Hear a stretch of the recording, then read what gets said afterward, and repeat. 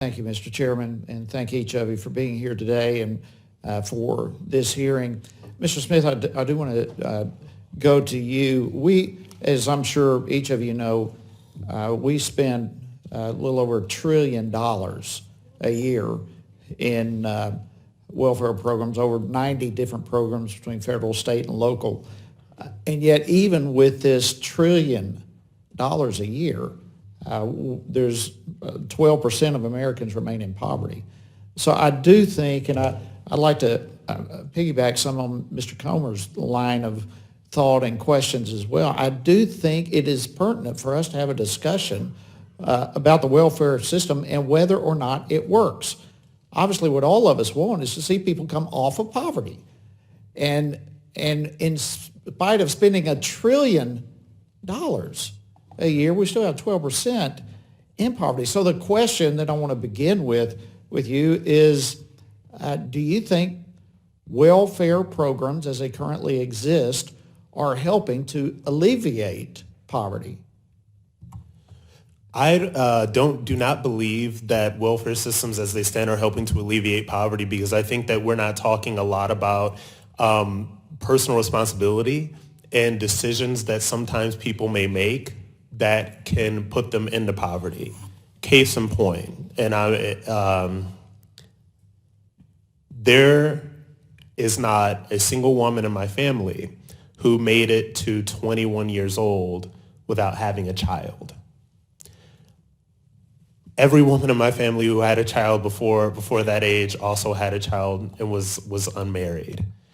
And I think that these things really do factor into whether people will live in poverty. And I feel like the welfare system as it stands right now is supposed to be a governmental solution to a problem that starts with different choices.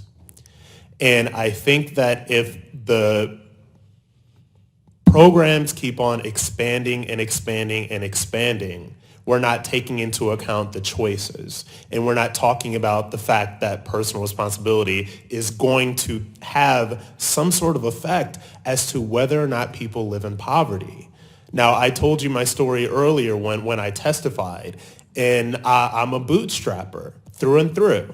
I grew up working class, poor. I made the decision at 17 years old to join the United States Army.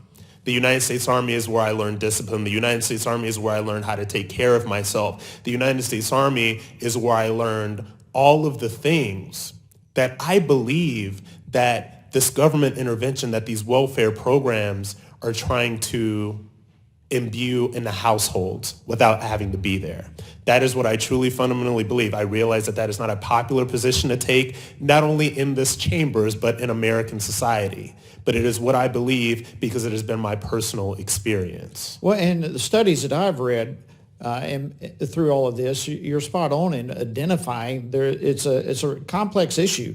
But from my research, the three key issues and factors to get out of poverty include family, education, strong education, and economic opportunity. Those three things have to be available for all this. So it's a multifaceted issue that we've got to discuss. Here primarily today we're talking about the welfare programs primarily themselves. So if the welfare programs as they currently exist are not ultimately helping to alleviate poverty, then we must secondly ask, what does alleviate poverty? You've mentioned family, we've mentioned need education, kids graduating from high school and so forth. But on the welfare side of things, the economy is critical so that people can have the opportunities, as Mr. Comer was saying, to get a high-paying job. Absolutely.